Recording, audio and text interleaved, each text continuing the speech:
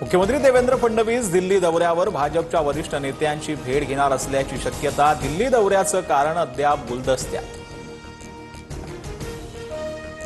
सुनेत्रा पवार उद्या उपमुख्यमंत्री पदाचा पदभार स्वीकारणार। अजितदादांप्रमाणे सुनेत्रा पवारही प्रत्येक मंगळवारी देवगिरी निवासस्थानी बैठक घेण्याची शक्यता।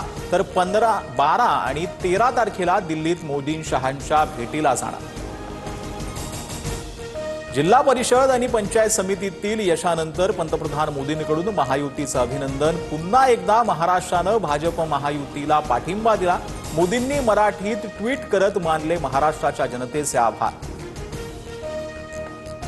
जिल्हा परिषदेवर भाजपचा डंका। 12 पैकी 7 झेडपीत भाजपचं वर्चस्व। शिंदेंची शिवसेना 2, राष्ट्रवादी 2, पवारांची राष्ट्रवादीच्या पारड्यात 1 जागा। तर काँग्रेस आणि ठाकरेंच्या शिवसेनेला खातंही उघडता आलं नाही। पंचायत समितीवरही भाजपचा झेंडा। 125 पैकी 55 पंचायत समितीवर भाजपची एकहाती सत्ता। तर शिंदेंची शिवसेना 26, राष्ट्रवादी 25, पवारांची राष्ट्रवादी 8, काँग्रेस 8, तर ठाकरेंच्या शिवसेनेला सर्वात कमी 3 जागा। सर्व जिल्हा परिषदांमध्ये महायुतीची सत्ता। राज्यातील 7 झेडपीत भाजप नंबर 1चा पक्ष। विजयानंतर फडणवीसांची पहिली प्रतिक्रिया।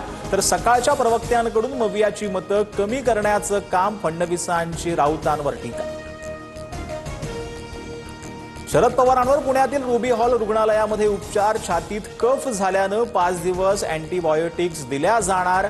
सध्या पवारांची प्रकृती स्थिर। सुनेत्रा पवारांसह पार्थ आणि जय पवारांकडून विचारपूस।